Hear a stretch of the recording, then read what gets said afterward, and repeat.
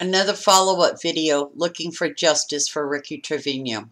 This is an interview aired on one of our local channels with mom and stepdad. Listen to the pain and frustrations they and the community have of no answers over the last 13 weeks. This is not the last video of Ricky Trevino, and I've created a playlist here on my channel named Remember Ricky Trevino. Please go check them out.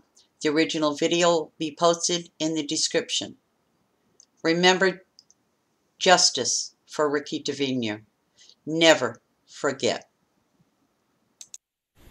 Well, tonight, a family still grieves. Over 3 months have passed since their son died.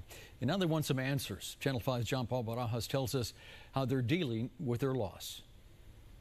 Oscar, the shooting happened 13 weeks ago. She wants answers about the death of her youngest son. Part of me died that day. December 7th will forever be April and Art Flores' saddest day. Their 21-year-old son, Ricardo Trevino, was killed after a chase with San Benito police.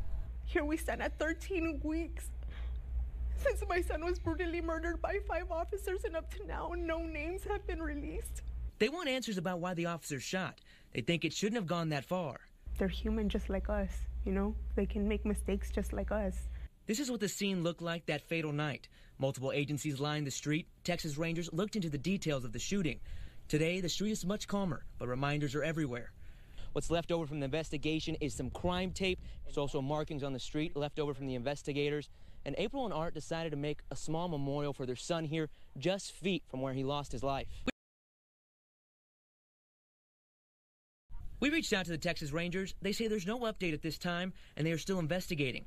Art Flores is a supervisor at San Benito PD. He says he's unsatisfied with how long things are taking. So do you know the people who are involved? Yes. Have you talked to them at all?